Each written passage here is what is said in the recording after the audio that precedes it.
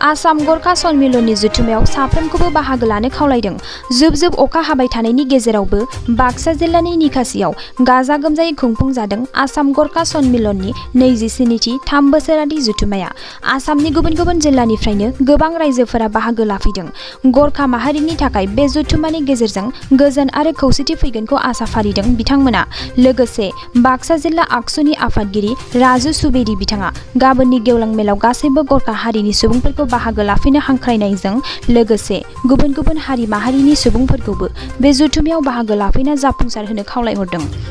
गाबोन थामहिनबा 18 मे खालाराव जुथुमानि गेवलां मेला जागोन आरो बेवहाय गाहाय आलासि महरै बाहागो लाफैगोन आसामनि गिबि मन्त्रि डक्टर हिमन्त बिश्व शर्मा, सिक्किमनि गिबि मन्त्रि प्रेमसिंह तामाङ, बिटिसि खुंथाय गोहोनि मावफुं सोद्रोमा प्रमद बर', आसामनि केबिनेट मन्त्रि एमपि, बिटिसिनि इएम, जिएम, गोबां दैदेनगिरि आरो गरखा माहारिनि समाज सिबियारि मेलेमजिबि बिथांमोना। जोंनि 27 असम गरखा सन्मिलननि 15, 16, 17, 18 सानब्रैनि प्रग्राममोन। दिनैसिम सानथाम बारबाय। बे अखानि थाखाय एसे माने डिस्टार्ब जादों होनबाबो जोंनि गरखा हारिनि रायजो राजाफोर दले बले फैनानै बेवहाय हाबगासिनो दं। ओमफ्राय प्रेसिडेन्ट सेक्रेटारिनि जोंनि असम गरखा सन्मिलननि बे भटिं सिस्टेम गोदान कमिटि जादों। बे गोदान कमिटिआव जोंना गोजाननिफ्राय मानसि जोंनि गरखा हारिनि मानसिफोर फैनानै भट होदों जाहाथे गाबोन समफोराव जोंनि गरखा हारिनि समस्याफोर थाब समाधान जागोन। बेनो ओमफ्राय जे गोदान प्रेसिडेन्ट सेक्रेटारि जागोन बेसोर गरखा हारिनि थाखाय खामानि मावगोन। बेनो जे रायजो राजाफोरा आसा खालामदों आरोखि। बड'लेण्ड रादाब, ओमफ्राय बड'लेण्ड बुलि, ओमफ्राय बड'सानिफ्राय आं बर' रायजो राजाफोरखौबो आं खुलुमनानै रिकुवेस्ट खालामगोन आरोखि। नोंसोरबो जाहाथे बे खालि गरखालिल' नङा, बे गरखानि प्रग्रामल' नङा, नोंथांफोरखौबो आं रिकुवेस्ट खालामगोन आरोखि। नोंसोरबो दले बले फैनानै बेवहाय जगदान लादो। ओमफ्राय जोंनि बिटिआरनि प्रमद बर' साराबो फैगासिनो दं। ओमफ्राय आसामनि जोंनि सिएम साराबो फैगासिनो दं गाबोन। ओमफ्राय सिक्किमनिफ्राय जोंनि सिक्किमनि सिएम गले सारबो फैगासिनो दं। आं ओंखायनो बर' रायजो राजाफोरखौबो नोंथांमोना बेवहाय फैनानै दले बले भाग लानानै रिकुवेस्ट खालामो आरोखि आं। सिएमनिफ्राय जों गरखा जातिनि बिराद प्रब्लेम दं। दाबो लासै लासै खालामनानै मोनसे जानानै प्रब्लेमाथ' सल्भ जागासिनो दं। होमबाबो जों जेब्लासिम जों गरखा अट'नमास काउन्सिल मोना होमब्लाबो बे टाइमसिम जों जुजिनानै थागोन। गणतान्त्रिक आन्दलन, गान्धीबादि आन्दलन खालामनानै जों जुजिनानै थांगोन आरोखि।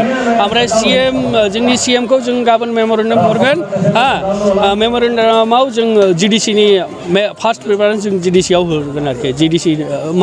जिएससि नांगौ जोंनो, जिडिसि नङा जिएससि नांगौ, गरखा अट'नमास काउन्सिल नांगौ जोंनो।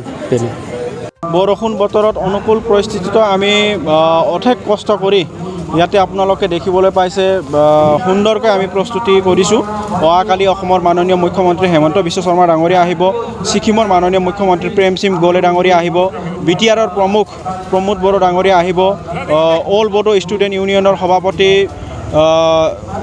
দীপেন বড়ো ডাঙৰীয়া আহিব, সদৌ অসম ছাত্ৰ সন্থাৰ সভাপতি দীপংকৰ নাথ ডাঙৰীয়া আহিব, আদিবাসী ছাত্ৰ সন্থা লগত বিভিন্ন জাতীয় সংগঠনৰ নেতৃত্ববিলাক অহাকালি ইয়াতে আহিব। আৰু হয়, ইয়াতে অভ্যৰ্থনা সমিতিয়ে আমাক দায়িত্ব দিছিলে যে অধিৱেশনখনৰ সম্পূৰ্ণ ডিচিপ্লিন বাক্সা জিলা গোৰ্খা ছাত্ৰ সন্থাৰ হাতত অৰ্পণ কৰিছিলে। আমি তেওঁলোকৰ যোনটো আদেশ মানি চলি আমি ইয়াতে সম্পূৰ্ণ ডিচিপ্লিন বজাই ৰাখিবলৈ সক্ষম হৈছোঁ। ইয়াতে অহা আমাৰ অতিথিসকলে কৈছে যে সুন্দৰ ডিচিপ্লিন হৈছে। ইমান বৰষুণৰ বতৰতো খাদ্যৰ পৰা আদি কৰি ভলেণ্টিয়াৰৰ যোনটো মানে ব্যৱহাৰৰ পৰা আদি কৰি সুন্দৰ মানে হেৰি হোৱা বুলি তেওঁলোকে ব্যক্ত কৰিছে। আমি অহাকালি 50,000 টাৰ্গেট লৈছোঁ। আমি বাক্সা জিলাত যিমান আমাৰ গোৰ্খা জনগোষ্ঠীৰ মানুহ আছে ঘৰত তলা লগাই ফালে ঘৰৰ সকলো আহিব লাগে। আমি বাক্সা জিলাত এটা নিৰ্দেশ দিছোঁ। আৰু বাক্সা জিলাৰ লগতে আমাৰ ওচৰৰ যোনটো জিলা আছে ওদালগুৰি জিলা, চিৰাং জিলা আৰু কোকৰাঝাৰৰ পৰা আমি বাছ যোগে আমাৰ গোৰ্খা সম্প্ৰদায়ৰ লোকসকল অনাৰ আমি ব্যৱস্থা কৰিছোঁ। গোৰ্খা সম্প্ৰদায়ৰ লগতে গোৰ্খা সম্প্ৰদায়ৰ লগতে এই বাক্সা জিলাত বসবাস কৰা বিভিন্ন জাতি জনগোষ্ঠীকো আমি আহ্বান জনাওঁ যে অহাকালি মুখ্যমন্ত্ৰী আহিব, গতিকে সকলোৰে উপস্থিতি আমি কামনা কৰিছোঁ। অকল যে গোৰ্খাসকলৰ প্ৰগ্ৰাম সেইটো নহয়, এই অঞ্চলৰ উন্নয়নৰ কাৰণে, এই জিলাৰ উন্নয়নৰ কাৰণে হ'লেও আমি সকলোকে উপস্থিতি কামনা কৰিছোঁ। আমি আশা কৰিছোঁ গোৰ্খাসকলৰ দীৰ্ঘদিনীয়া দাবী গোৰ্খা ছাত্ৰ সন্থাই সদায় সংগ্ৰাম কৰি আহিছে। আমাৰ এটা দাবী আছে যে গোৰ্খা অট'নমাছ কাউন্সিল GAC আমি গোৰ্খা সন্মিলনৰ নেতৃত্ববৃন্দৰ মুখৰ পৰা শুনিব পাৰিছোঁ, তেওঁলোকে সাধাৰণ সভাযোগে প্ৰস্তাৱ পাৰিত কৰিছে যে তেওঁলোকেও GACৰ হৈ মাত মাতিব। গতিকে আমি গোৰ্খা ছাত্ৰ সন্থা হিচাপেও মাননীয় মুখ্যমন্ত্ৰী ডাঙৰক GAC প্ৰদান কৰিব বুলি আমি আশা ৰাখিছোঁ। অতি সোনকালে যাতে GAC প্ৰদান কৰে তাৰে কামনা কৰিছোঁ।